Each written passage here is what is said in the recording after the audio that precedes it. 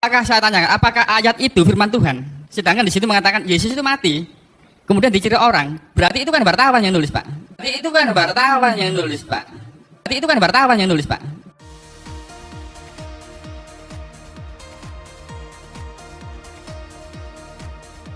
Shalom teman-teman, salam damai sejahtera bagi kita semua. Jumpa lagi bersama saya di channel ini.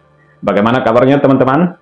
Doa dan harapan saya, saudara-saudara yang menyaksikan video ini dalam keadaan sehat-sehat ya. Amin.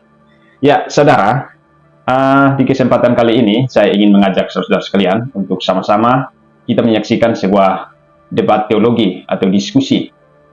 Menurut saya, diskusi ini sangat seru teman-teman. Yang pastinya bisa menambah iman dan wawasan kita. Ya, debat ini antara pendeta MBM melawan beberapa pendebat dari Islam teman-teman. Ya, jadi pendebat Islam ini mengatakan atau menuduh bahwasanya firman Tuhan yang ada di dalam Alkitab yang Kristen percayai itu semua bukan firman dari Tuhan, bukan firman Allah, tapi itu semua ditulis oleh wartawan pada zaman itu. Itu semua palsu katanya, bukan firman Allah teman-teman. Nah teman-teman sekalian, mari sama-sama kita simak dulu videonya yang ada berikut. Hadirin, kami berikan kesempatan kepada audiens. Yang pertama Pak Hans untuk memberikan sanggahan. Silakan Pak Hans. Terima kasih ya. Tadi jawaban Pak Pendeta Muriwali saya itu sangat tidak puas ya. Kenapa? Di sini Bapak mengatakan bahwa Alkitab itu adalah firman Tuhan. Sudah pasti Yesus itu adalah, kalau dalam bahasa Islam itu kan kami nulis bahasa Islam itu seorang nabi utusan Allah dan menerima Injil. Tapi faktanya buku-buku Injil yang Bapak pahami itu adalah bukan Injil tapi menginformasikan tentang Injil. Seperti di Markus 1 ayat 1. Inilah kisah Yesus, ini Injil tentang Yesus yang gitu ya. Tapi bukan Injil sendiri. Tapi mengenai Yohanes 17 ayat 8 bahwa Yesus itu adalah memang menerima firman dari Allah. Kemudian disampaikan kepada Bani Israel. Kemudian saya mengacu pada Yohanes 20 ayat 13 tadi. Apakah saya tanyakan, apakah ayat itu firman Tuhan? Sedangkan di situ mengatakan Yesus itu mati, kemudian diciri orang. Berarti itu kan wartawan yang nulis, Pak, bukan firman. Maksud saya begitu. Kemudian yang menerima firman dari Allah itu siapa? Kemudian sampai ditulisin di Alkitab itu. Ya, kalau bisa jangan melebar ya, sudah. Ya. Jadi saya menanggapi ya. Pernyataan Bapak tadi itu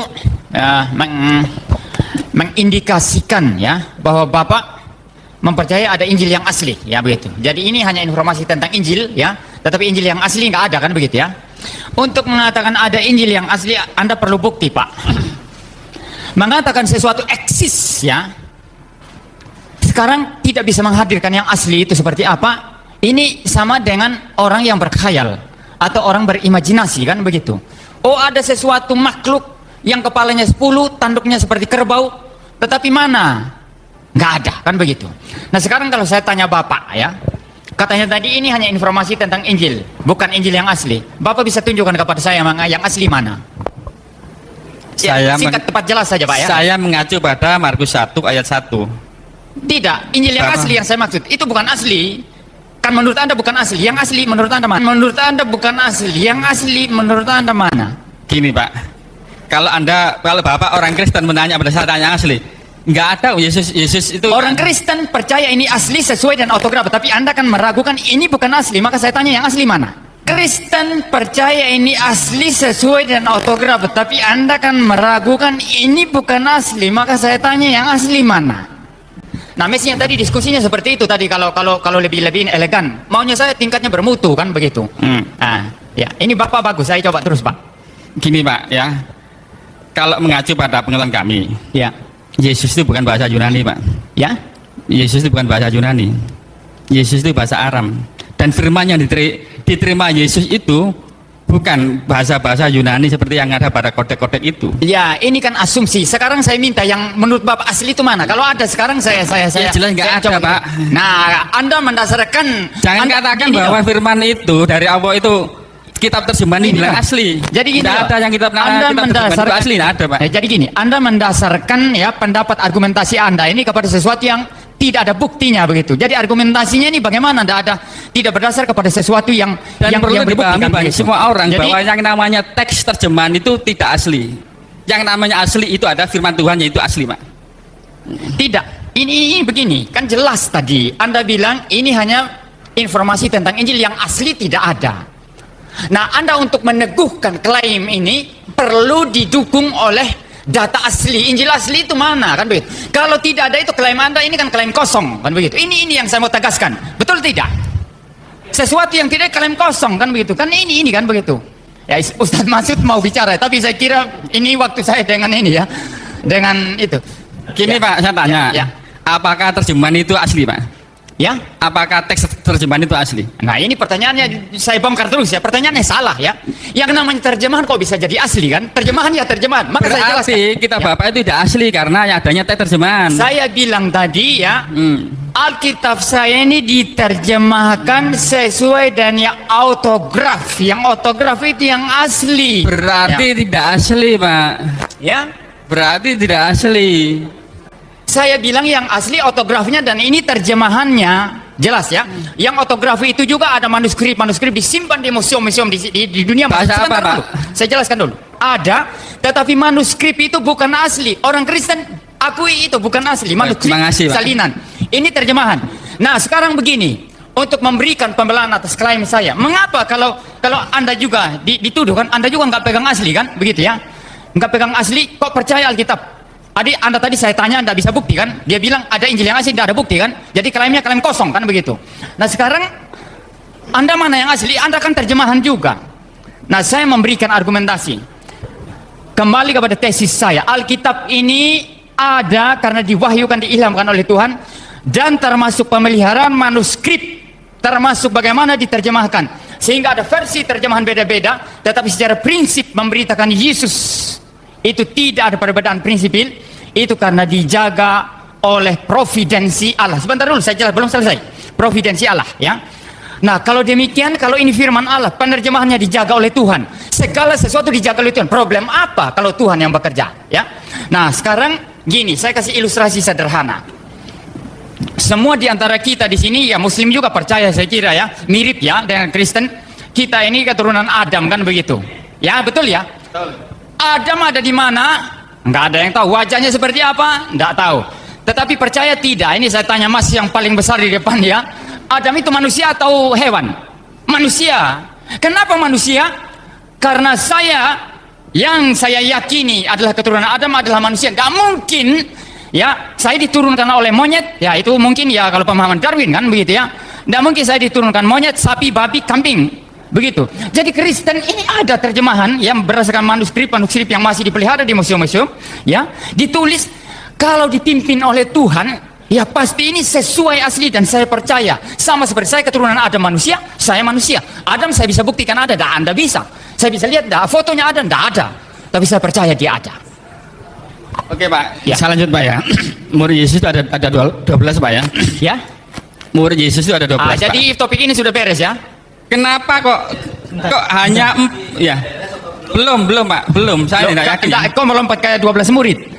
Kenapa yang yakin Bapak itu hanya 4? Sedangkan Lukas dan siapa itu Matius itu bukan termasuk murid Yesus. Nah, ini pertanyaan berbeda. Pertanyaan berbeda. Makanya saya akan mengacu pada teks apa firman Tuhan. Ya. Kenapa yang penulis-penulisnya tidak diakui firman Tuhan, dianggap sesat seperti Barnabas itu? Atau muridnya yang lain, ada 47 Pak, kira-kira Injil. Iya, jadi gini. Kenapa itu tidak diakui juga sebagai firman Pak, Tuhan? Pak Hans, ya, silakan. Saya jawab. Ya. Saya sudah paham, saya jawab ya. Jadi gini, Anda menggunakan, ini kembali lagi, saya argumentasinya presuposisi ya. Anda menggunakan presuposisi, Anda perspektif Anda, ya worldview Anda ini untuk kemudian meragukan iman saya, yang saya sendiri tidak berpikir seperti Anda. Jadi Anda akan berkata penulis Injil itu banyak ya. Kristen berkata tidak banyak ya penulis Injil. Yang nulis Injil ya di sini yang tercatat di dalam Alkitab, kan begitu. Jadi Anda bilang Barnabas tulis Injil, itu kan klaim Anda, kan begitu ya. Ya. Sekarang sebentar dulu, itu klaim Anda, bukan klaim Kristen ya. Jadi Anda mengklaim Barnabas tulis Injil dan lain sebagainya, semua tulis Injil, kan begitu. Nah, tidak harus, saya menjawab sekarang. Tidak harus semua murid itu tulis Injil. Sama seperti kalau Anda punya anak-anak di rumah ya, yang satu mau jadi dokter, silakan. Satu mau jadi pendeta, Anda orang Muslim ya. Satu mau jadi ustadz, silakan ya gitu. Satu mau jadi perawat, mau jadi orang bisnis, silakan. Tidak ada keharusan. Yang jadi dokter silakan jadi dokter. Nah, murid-murid Yesus yang bisa nulis dan dipimpin oleh Roh Kudus untuk kemudian mereka menulis, silakan menulis. Yang hanya bisa khotbah memberitakan Injil, silakan bisa berkhotbah dan memberitakan Injil. Tidak ada problem di sini. Jadi pertanyaannya apa? Baik, Pertanyaan saya, Pak, Pak Han. penulis banyak ya, Injil Pak Han. itu ya, Injil Maria, Pak Han, Injil kami macam-macam. stop dulu. Ya, kenapa yang hanya diakui 4? Itu loh Pak Han, maksudnya, Pak. mohon maaf, kami stop dulu karena Teman-teman, itulah dia cuplikan video debat teologi yang sangat seru antara pendeta MIM dan para pedebat Islam. Ya, jadi menurut saya begini teman-teman. Pertanyaan-pertanyaan yang diutarakan oleh para pedebat Islam ini sudah dijawab tuntas oleh pendeta MIM. Ya, tuduhan-tuduhan mereka yang mengatakan Injil itu tidak asli, Injil itu ditulis oleh wartawan pada zaman itu, sudah jelas dipatahkan oleh pendeta MIM. Ya, jawaban dari pendeta MIM sangat jelas, penjelasannya sangat mantap. Ya, bahkan ketika ditanya mana aslinya, malah nggak bisa jawab mereka, ya kan? Ya, jadi teman-teman, pertanyaan seperti ini kita sudah kebal karena mereka sudah sering bertanyakan ya. Permasalahan ini sering diungkit-ungkit oleh para polemikus Islam. Ya, entah yang mereka maksud naskah asli atau terjemahan. Tapi kalau yang saya lihat di sini terjemahan yang mereka ungkit-ungkit ya. Ya, jadi tentu saja terjemahan kitab kami Kristen akan terus diupdate seturut perkembangan zaman ya. Supaya tata bahasanya tidak kolot, gampang dimengerti, tidak termakan oleh waktu, gitu kan? Oke teman-teman, menurut kalian bagaimana? Silahkan tulis tanggapan kalian di kolom komentar dan berkomentarlah dengan bijak, dengan mengedukasi agar saudara kita yang menyaksikan video ini dan membaca komentar kalian boleh menjadi berkat bagi mereka. Terima kasih teman-teman sudah menyaksikan video ini sampai selesai. Semoga bermanfaat. Salam.